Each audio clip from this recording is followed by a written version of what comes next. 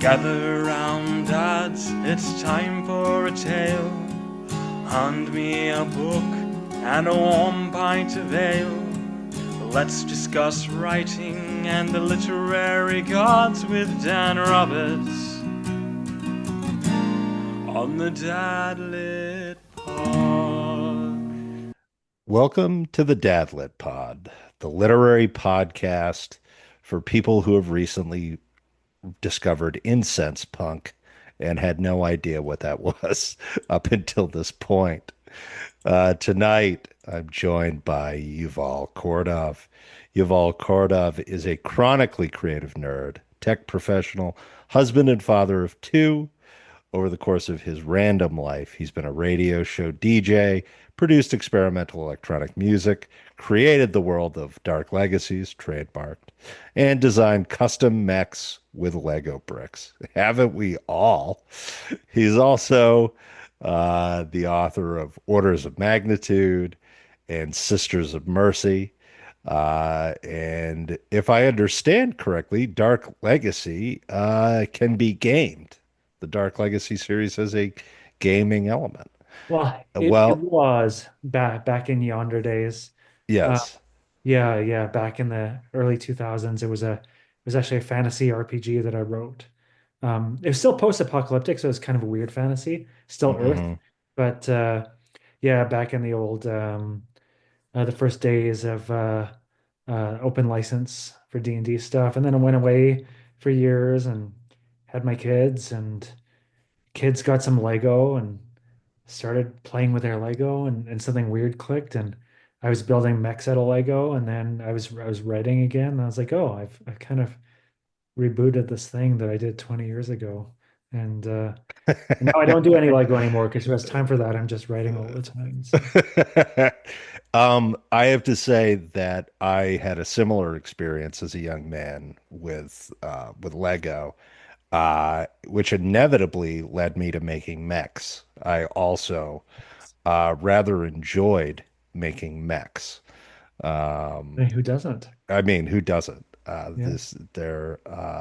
They're absolutely spectacular. I forget what the show was. There was a kids show that was tied to a toy that was mech based. And it took place on like Mars, and I was just enamored with the show.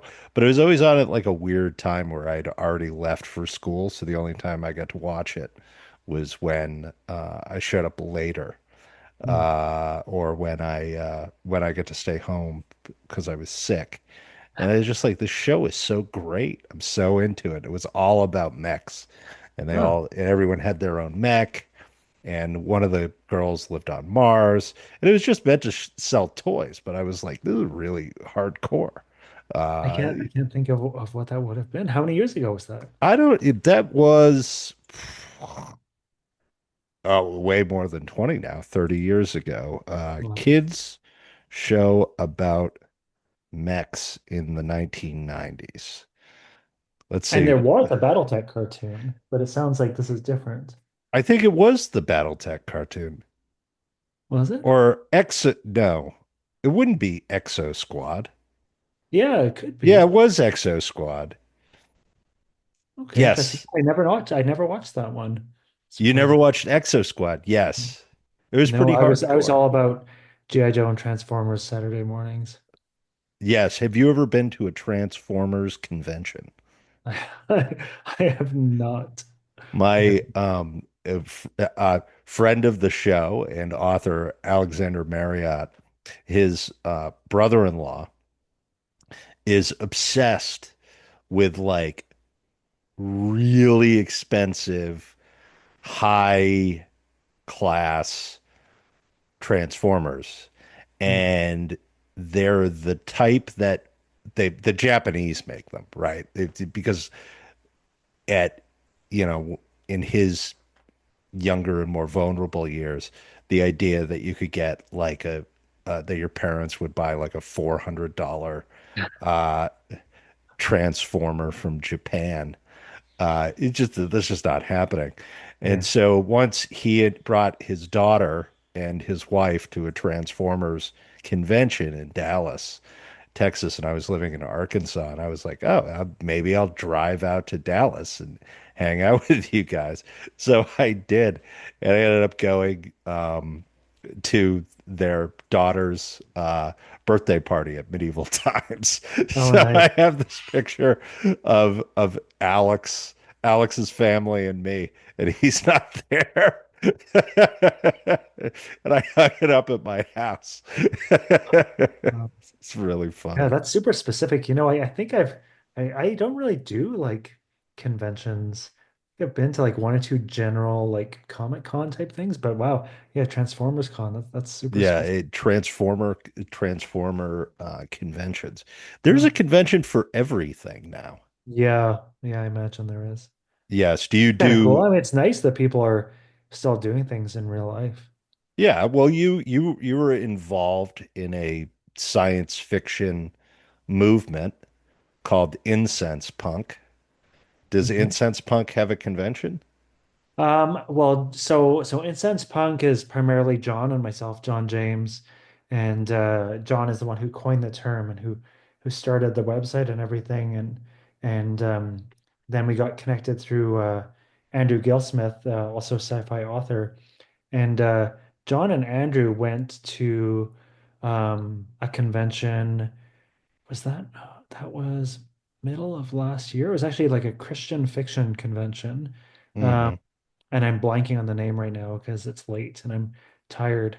Um, but yeah, that's the only one. And it was okay, but I think the idea of conventions often outweighs the pragmatism. I mean, it's expensive, right? I mean, Oh traveling yeah. there, getting a table, especially me living in the failed state of Canada, it costs, $1 million to fly anywhere. So I couldn't go with them, but it would be cool. Like I'd love to, set up a table somewhere and sell some books and chat with people and maybe do some merch. So, we'll see what happens this year, I guess. Yeah. So for the uninitiated, Incense Punk is sci-fi with religious elements. Am I saying it Yeah. right? Yeah, yeah, at its most fundamental. I mean, it's kind of like a lot of sci-fi, um, particularly recently, but in general, has gone the way of being fairly, um, you know, uh, transhumanist. Like everybody's uploading their quote consciousnesses and souls into computers, or changing out their bodies or whatever, or kind of dealing with scientific um, means of life extension and exploration and everything else, and really taking the human element out of it, and also specifically the religious element out of it, right? And what we Hmm. always say is, religion has existed since the beginning of time and will exist until the end of time. So when you see a lot of this, or when you read a lot of sci-fi that's, you know, kind of missing that component, it feels weird, right? And a lot of it tends to be fairly nihilistic in the process. So we yeah, that's basically what it comes down to is, it's funny, mate, when you say like sci-fi with religious elements, it makes me think of video games where it's like it's an action game, but it has RPG elements, right? But it's more so about pun intended, the spirit of the stories, um, and what it means to be a human being and to live in a universe where God is real and religion exists and faith exists and all the um, all the metaphysical exploration that can come out of that and all the adventures that can come out of that, right? So yeah, that was a bit long-winded, but yeah, it's we've got stories from quite a few different denominations and faiths now on the mag. So it's incensepunk.com if you want to check it out. And we Mhm. have a piece of fiction up there every month. Um, and we're going to be having a piece of flash fiction up there as well. So there'll be two stories every month, and it's free. Obviously, it's on Substack, so you can subscribe and pay, which would be amazing because right now we're just paying out of pocket.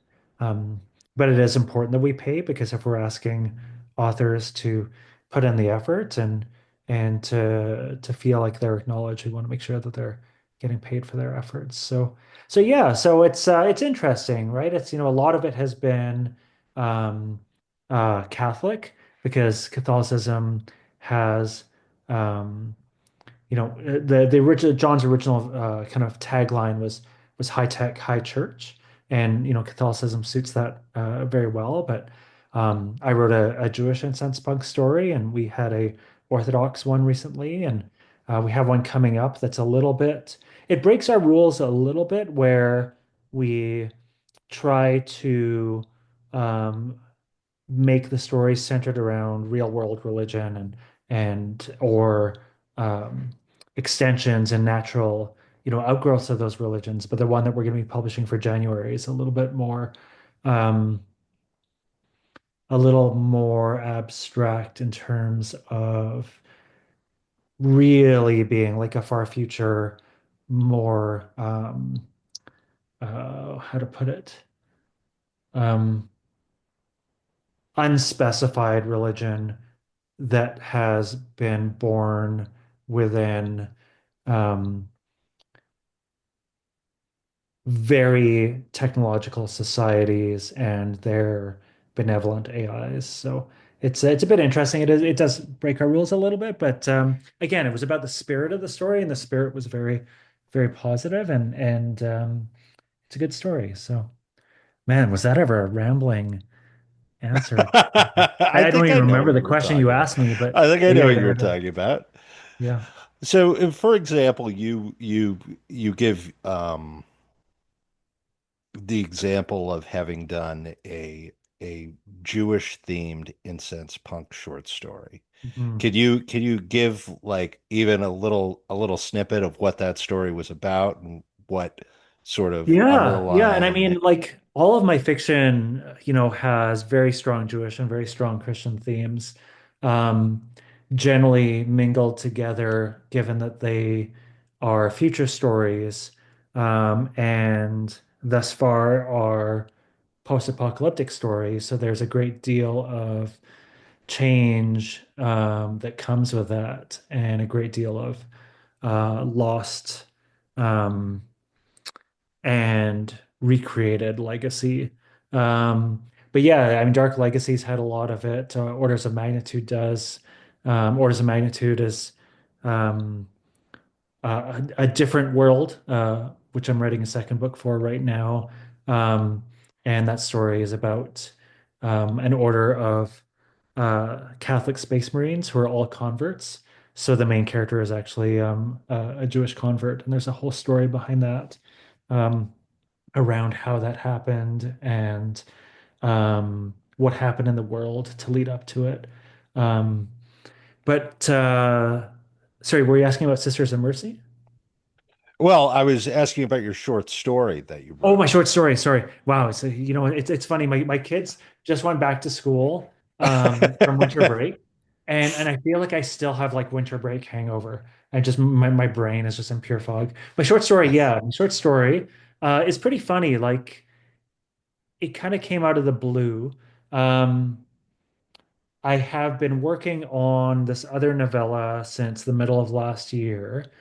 And then there's a Battletech fan fiction mag called Heatsink, run by really good people, and they're doing really good stuff. And I was like, you know what? Maybe I'll take a break and I'll write like some Battletech fan fiction. And I kind of started down that path. And then I also had an idea for some Galaxy's Edge fan fiction for some from Wargate. And and then I was working on these things, and then I was like, you know what, maybe this is something else. This tends to happen when I'm writing. I have a hard time writing throwaway stories. They always have to be some laborious tale of of morality and connectedness to my other stories. And so I started writing Escape from Hades, um, potentially as taking place in the same universe as my books, either Dark Legacies or Orders of Magnitude.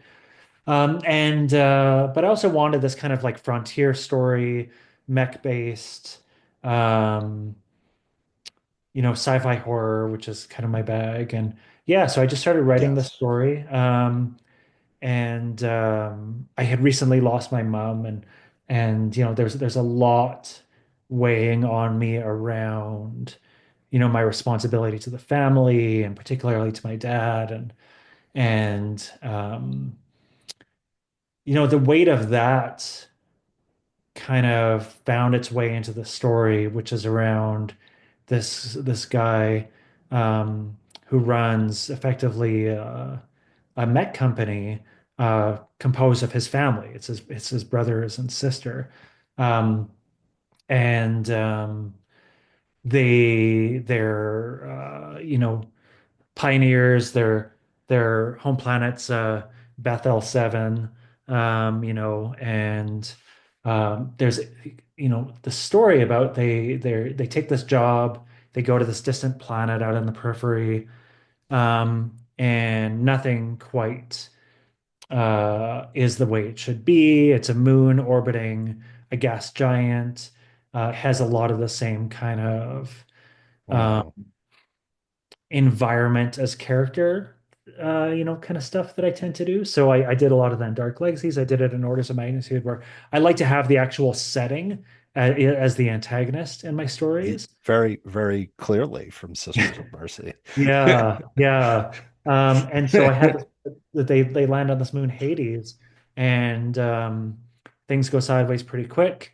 And I tend to do a lot of flashbacks. So as he is basically at the beginning of the story, he's ejected from his mech after they were ambushed, and he only has a little bit of time to get back to it. It's a freezing cold planet. His suit doesn't have that much battery. He has no idea what's chasing him in the fog that's on the horizon. And he's having flashbacks. And a lot of it comes back to his responsibility for his family, um, how that was put on him from his father after his own mother died, and um, there's a lot of cultural stuff in there about responsibility and bits and pieces that reinforce his commitment to his family, his faith, the things that will get him through this fairly terrifying episode. Um, and yeah, and so that kind of cements him, on this quest to get back to his mech, to find his family, to find out what happened. So there's, yeah, it's as much kind of like a familial story as it is cultural, as it is religious, and admittedly, there's a lot of me in it, and why not? No, it's interesting. Seem to have put a lot of thought of into the sort of vision of us going to new worlds and of carrying these religious traditions. What or how? So I'm very interested in how traditions change and how they emerge. And I think one of my favorite things that's going on right now is cell phone daf yomi, which is that effectively the Talmud or sections of the Talmud are read every day over a 7 year period, Hmm. and you can now do that on your phone and engage with people in the study of it over your phone. And what was traditionally always a thing that was kind of done over the table in the synagogue as a type of study is now like being done in forums, for example. Where as people do this, they sort of can set up their own little engagement groups on this. And I thought that was just a sort of a fascinating thing. And I think about the future of grief, for example, and particularly the idea that that we Jews, for as you know, bury our dead. But what does that look like um, as you go out into space? What does that look like as um, you deal with the challenges of limited space and those sort of things? And yeah, I mean, so to that extent, I'm intrigued. What do you think the future holds for belief? I mean, that's a big question. It's interesting. I think that, decentralization can be um, empowering, but also dangerous, right? Like Yeah. if people are studying, something that is typically guided by, you know, an elder or, a rabbi or a priest or somebody who has learned in something, when that becomes decentralized, you can potentially lose the thread, right? Hmm. So I think that there's that aspect of things. Um, yeah, it's interesting. I mean, I think that I think about it a little bit more, um, almost like literal in terms of proximity. So, when I write, when I wrote Orders of Magnitude, when I'm writing the new book I'm writing now, and I wrote Escape from Hades,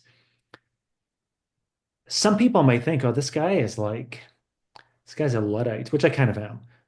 But this guy hates space travel. This guy hates the concept of colonization, and it's actually the opposite is actually true. Like I'm pretty much a believer in that um, whole precept about having to get off the planet in order to ensure the survival of the species, right? But I think that there's a couple aspects to that. Number one, the earth must be cherished and preserved and conserved. And I don't mean that purely from an environmental perspective. I mean that from a societal perspective and who we are as a people. I mean, we don't want to. I have a bunch of lines and orders of magnitude around. Um, I can't even remember my own lines. That's how tired I am. Something around the seeds of humanity dispersing from a burnt forest or something like that. Yeah. And I think that there is a lot that we need to figure out before we consider the possibility of extending this current civilization into the stars. Um, Hmm. and then the other piece of it is a notion I like playing with, which is, I guess, a little bit um, both traditional and a little bit Lovecraftian of space being full of evil, right? Hmm. Um, the the little spoiler I can give for my next book, the first line of the blurb on the back is space is not empty, it is full of evil.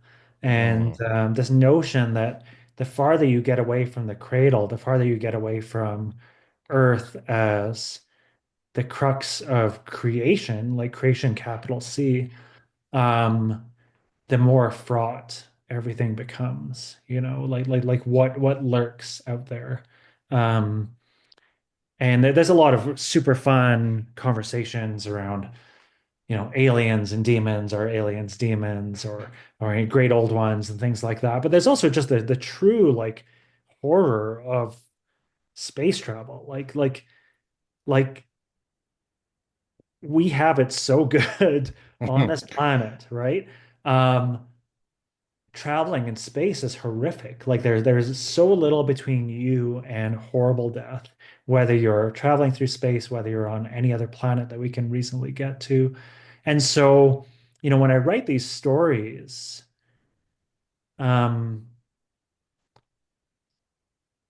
the horror is built in, right? It's just like the orders of magnitude takes place on the moon, in these colonies that, you know, are basically, a, a corporate extension of the Earth, even as the Earth kind of flails after a Third World War, kind of just doing its own thing until, something happened on the moon and then the moon was evacuated and now these other things are happening there. But it's interesting because on one hand, it's extremely exciting. I mean, I when I was a kid, I wanted to be an astronaut. I love space. I love Hmm. things to do with space. I love spaceships. I love the idea of colonies and a vast civilization. But the reality is extremely harsh. Um, and so I guess that's the space I play in.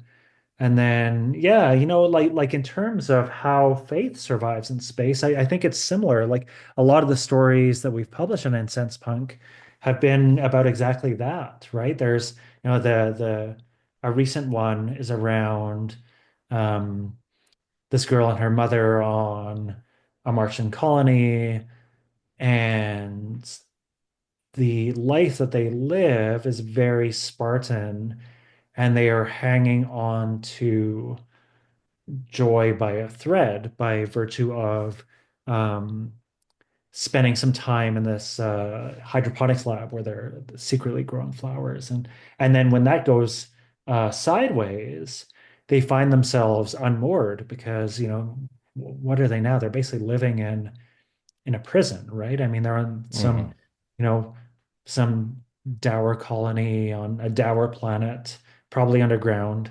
Um, and without faith, without God, it's very easy to just become nothing and to kind of fade out, right? And so I think that holding on to that is extremely important. Preserving that is extremely important. And again, it's funny that um, you don't see that more in science fiction because I do think that without it, you would effectively have very rapid decay of whatever civilization happens to be out there. Yeah, I mean, to that extent, obviously, I had the experience of reading The Road, and then immediately followed by Sisters of Mercy, which is which is interesting because the two are very similar in a lot Yeah, of ways. yeah. I've Uh, been told that, and I still need to read The Road. I've seen it, yes, but I've never read any McCarthy, and I really should. as two post-apocalyptic cross-country journeys about faith and rediscovering humanity, Mhm. while also scavenging to survive. They are very similar. Yeah, no, I love it. I Except, love that comparison. I mean, yes. it's frequently a comparisons to other genre fiction and stuff. So I love it, and yeah, it's great. Another kind of aspect that I'll add there, kind of to your earlier question, is there's the Jewish concept of tikkun olam, right? Which is Hmm. literally means repairing the world, as something that has been part of the faith for a long time. Um, and so actually I took that to heart with Sisters of Mercy because the world of Dark Legacies is very, very dire. There's always light at the end of the tunnel, as there needs to be, but you know, it's very dire in the moment. And Sisters of Mercy, for those who don't know, it's basically about these two symbiotes who are girls that have been implanted into their mechs in order to effectively keep the last civilization of humanity safe. Um, and it starts off, you know, hunting down these scavengers who are in their territory when they shouldn't have been, and it becomes very clear that there are literal demons in this world.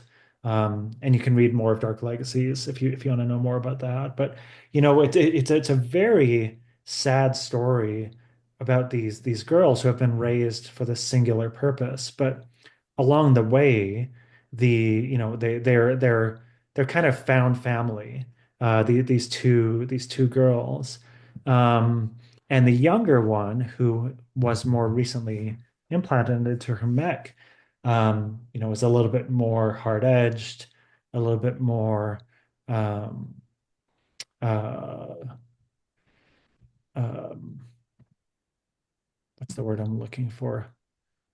A little bit more pragmatic, and a little less, compassionate. And her older sister is kind of teaching her as they go that it's not just about killing demons and staving off entropy. We are here to rebuild the world. And in the world of Dark Legacies, there are literally no stars in the sky. The sky has gone black. There's a refrain that God has basically washed his hands of mankind. But in the story, there's you know a lot around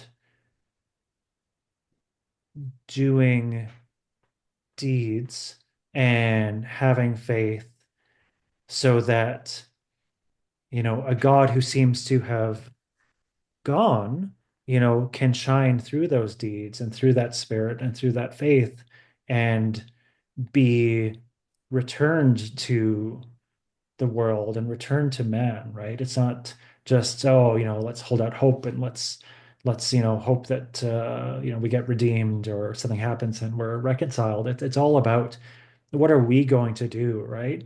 Yeah. Um, and there's even I won't spoil the context, but there's a line in Dark Legacies further on in the trilogy where one of the main characters says, God abandoned us, and the other character says, God didn't abandon us, we abandoned God. And that's Mhm. kind of a big theme for me in my stories. Um, and it's hard. So so much well when you eventually get around to reading The Road, this is obviously sort of figures into that as well, which the sort of idea of keeping the light alive, that one is responsible for that, for persevering, and that seems to come across very well in Sisters of Mercy. This idea that you carry that the world's descent is a convenient excuse, but not one you should take. Mhm. Yeah. And it's a very real story, right? I mean, look at the Yes. world right now. I mean, it is a very, there's a lot going on. It is in many places very dark. It is easy to black pill and to join in the misery and to give up and throw your hands up and say, screw this, why bother? And really all we can do individually is to carry that Yeah, light. I mean this has become a big thing that I've noticed. Sort of as it might be because I spend too much time on Twitter, but there seems to be a literary element in it, particularly amongst the dads that I talk to, which is a sort of portent of doom perspective that there's um, that we're all watching something that is outside of our control. Um, and I know you and I have talked about this personally as Jewish parents, particularly. that there's Mhm. something that's so far outside of our control and which we fundamentally desire to do the right thing. There is an innate desire to do the right thing, but what what do you do to stop the doom? Do you fight it? Do you contest it? Do you go out on the street to do that? Do you pour money into it? Uh, or is it your responsibility to keep your family safe? So your responsibility to keep your neighbors' families safe. And I think all of these questions come up a lot in the Dadlet I read. Yeah, absolutely. There's a real question amongst Dadlet authors about the role of us versus what needs to be done. And I think that's interesting. And it comes across a lot because, of course, reading one of the things that I complain about endlessly is the idea that dad characters tend to die so that their kids can fulfill their destiny, so that they can grow up, so that they can get to know themselves and go through the requisite journey, or they disappear, or as Stranger Things had us, they just ignore their children as Oh, I as, mean, the as dysfunctional parent is such a common trope. yeah, Yeah. yeah, and or they leave, they go out for a pack of smokes. um but the dads I talk to are not like that. Mhm. um they don't go out for a pack of smokes. They're very involved with their kids. They're very concerned about their kids. They're very proud and engaged. And I don't know if it's just our generation that did that, the sort of Gen X dads and millennial dads. Um, but at the same time, there is that kind of visceral concern about the future and where that's all headed. And it's come through. That's why this is going to be sort of the year of I don't know what I'm going to call it, Dads of Doom, or Carrying the Light, as like a reference to the road. But I feel it very much so. And it comes through in the stuff that I write. The stuff that I write tends to tackle these ideas of dealing with that like element of doom or that element of change. And just intrinsically, because I started writing books after I became a father, that father position is of interest. It's a question of whether your role is to exist in and of yourself or to be a model, or whether you just exist for your kids. It's sort of Yeah. it's sort of intriguing, to And I be. couldn't have written any of my books before I had kids, honestly. And that's probably why I didn't. Like there's such a long span of time between me writing, one thing that was a game and another thing that was much deeper than that. And it was the experience of having kids.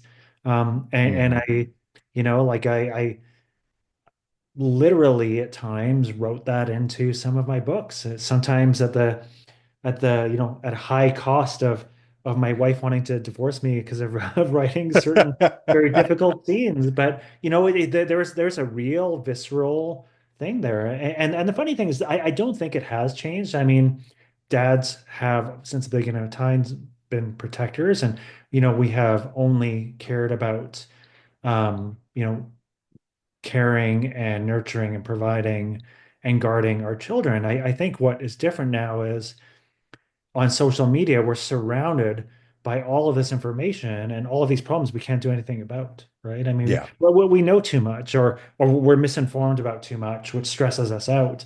But Yeah. nothing has really changed. I mean, you can only do what you can do locally, which Mhm. is for yourself, for your family, for your neighborhood, for your community. That hasn't changed at all, right? Yeah. Um, it just it feels like it's changed because now we're in this world that we can see at all times, um, with all of these threats that are a lot more apparent than if we were just catching them on like the evening news or something. Well, I think it's even more than that. It goes beyond just the threats. The what the desires are almost bigger and further away, right? The sort of ubiquity of cell phones and the ubiquity of images and advertising, and this idea of, for example, people, celebrities selling themselves and being like, um, I'm not going to say to the extent of parasocial relationships, but being like, this is what I'm doing, this is where I am, this is what I'm accomplishing, and all of those things. None of that existed when we were kids. It was like gossip mags, but Yeah. it wasn't everywhere. It wasn't everything. And um I think the desires, the fears are more present and the desires are more ubiquitous and more all-encompassing as well. It did even the desires for your kids, right? The desires for your kids to be in that school, with Stone and Ivy, and uh the sweater and everything like that, that has become,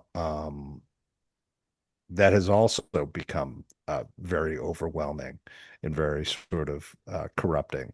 I mean, what before that we would just have our town, right? We'd have our town newspaper and the national newspaper, and what was on TV, and we'd say, oh, this show about Beverly Hills makes Beverly Hills really appealing. Wouldn't that be great? But then it gets turned off. Right.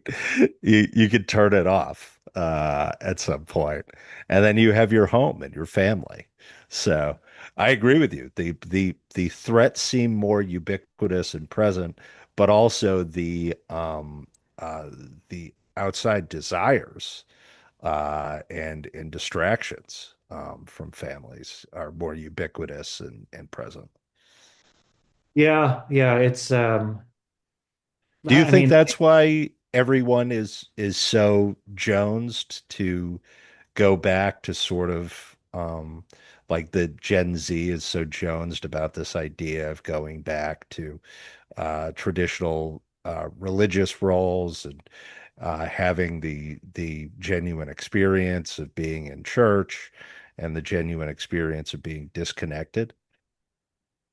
yeah, everything's a pendulum, right? I mean, Yeah. everything's a, a point on the pendulum, and I definitely think that that's swinging back a bit in some places a bit too hard. But yeah, I mean, it's things got so like social media is just so gross. The internet is Oh so yeah. gross. Um, and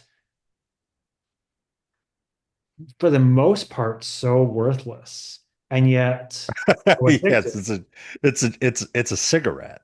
It's Yeah, like a yeah, cigarette for the it's brain. worse. It's worse, right? It's Yeah. like heroin, right? Um, Well, I'll say this. I'll say this. So I don't like social media. I think it's very corrupting and corrosive. At the same time, I I I have friends like you, my other dad lit and the dad literati people that I engage with. I consider you interesting people that I'm getting to have a conversation with, but I'm having a conversation with human beings, not with bots. know, Yeah. or getting into fights with celebrities or any of those sort of things. Um, you Yeah, know, just to the signal to noise ratio is just so bad, oh right? yeah, that's the The thing problem. Yeah. is I don't think like I think the technology is inherently problematic, but it could be so much better than it is. It's just that, Yeah. money drives everything and clicks drives everything and like Twitter, especially like X, like it's brutal. Like Hmm. for all of, their, purported capabilities of Elon Musk and what he can do there, we're still on a platform that's 90% bots and foreign shit disturbers, right? Yeah. Trying to am I allowed to swear on your show? Yeah, of Do you course. have to put a Fuck, warning shit, on it? dick, you know, whatever. No, Oh, I do mark it as expletive. John Duffy told me that it was so nice that my show's so clean and that he could play it when he's driving his kid to school. And I said, John, I never said that it was clean. we can edit out this part anyway. Yeah. Anyway, it's not that important. But yeah, so it's unfortunate that all of the base. The same things that have wrought society since the beginning of time continue to, right? It's just like, Yeah. hey, well, why is X so bad? Because people are, posting garbage because it's monetized. Well, why are they posting garbage? Well, because it's monetized and they're making money off of it. So it all just comes back to greed, right? It's Yeah. just, the oldest vice in the book. It's just like people want greed, they're narcissists, or people want money, they're narcissists, they want attention. Hmm. They don't care what the consequences are. The people running the platform don't care because they're making money, they're getting press of any sort. And so yeah, you could have a very different experience. But we just don't. Yeah, I mean, you have to regulate yourself, which can Yeah. be very difficult. And Uh, coming back to kind of the original point is that's why I would never let my kids on social media, right? Is yeah. every time I'm on Instagram looking at videos of raccoons or Pallas cats, I'll get the ad. It's like, oh, Instagram accounts for 13-year-olds. I'm like, no, No. no, not at all. Like, really? And so both of my girls have iPads.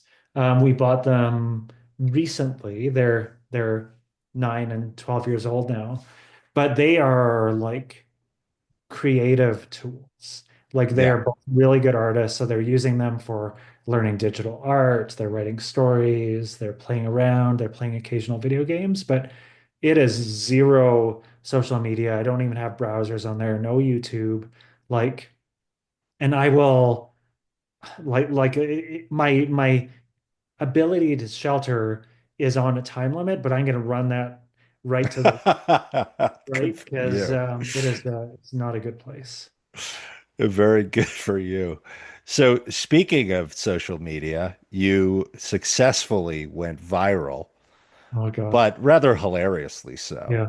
Yeah. with the contemporary Marco Rubio meme where he sits unhappy and is assigned another job.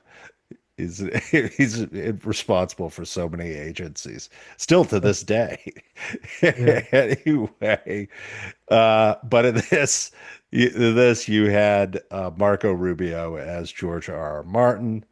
With the Marco Rubio finds out that it's his job to finish The Winds of Winter, or A Song of Ice and Fire, one of those, which was very funny and very true. Yeah, it's so weird. It's so weird. I think I was on the toilet when I thought of it. I was either on the toilet or in the bathroom where I get all my random ideas. And I was like, oh, I've been seeing all these Marco Rubio memes, and I love Marco Rubio. I think he's an Yeah. amazing politician. And it's funny because you see these memes and you actually feel for him a little bit. And Oh no, I feel bad for him all the time. I I don't know why I thought of it, but I was like, I need to post this, and I did. And then at first, it's like nothing was happening. I sent it to a couple people who I know are big into American politics. And then they laughed, and then it picked up, and then it picked up, and then And then it just started to go crazy. I was like, whoa, this is weird. Because I've never had a viral post before. Yeah. And yeah, it was pretty funny. I must have found the like exact intersection between fantasy, readership, bitter nerd culture, and right-wing politics. And it was great. It was just funny. And you know what, it actually brought me joy because I was like, so I think right now it's at like at 500,000 views or something. So it's not like in millions, but enough. And it has like 23,000 likes or something and a bunch of comments.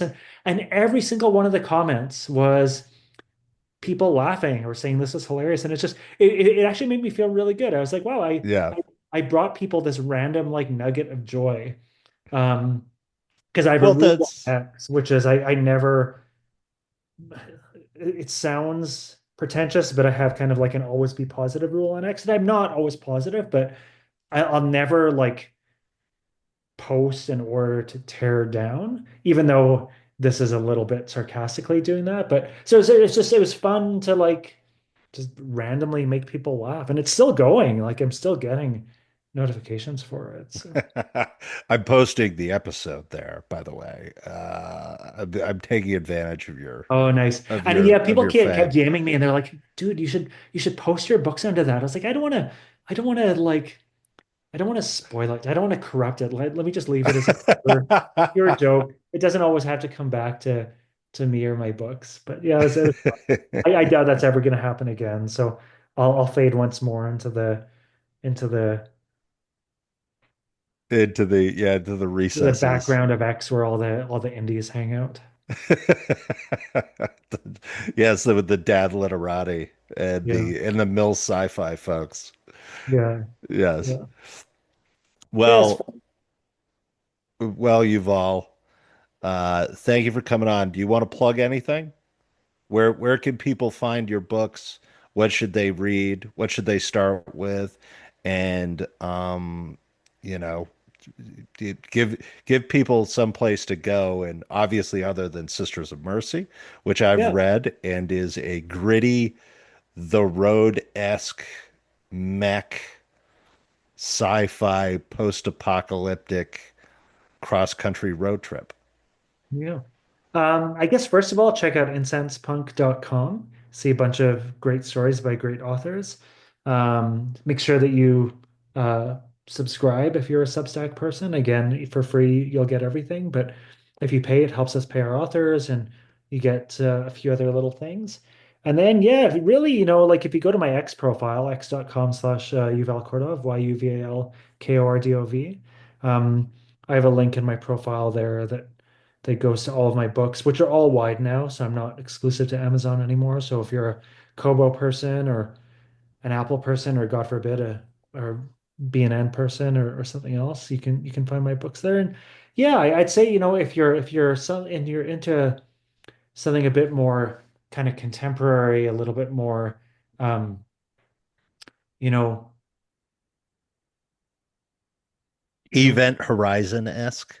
Event Horizon-esque, check out Orders of Magnitude, right? And that will be, the second book I'm working on, which I guess is my plug, will be in that universe.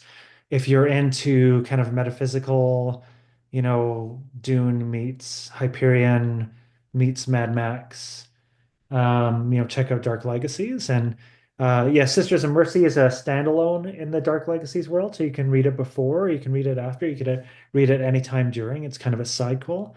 Um, yeah, and just be good to each other, I guess. Well, that's a delightful message to end on. Yuval, thank you for joining us. This has been Dan Roberts interviewing Yuval Kordov for the Dadlit Pod. Have a good night. Thanks so much.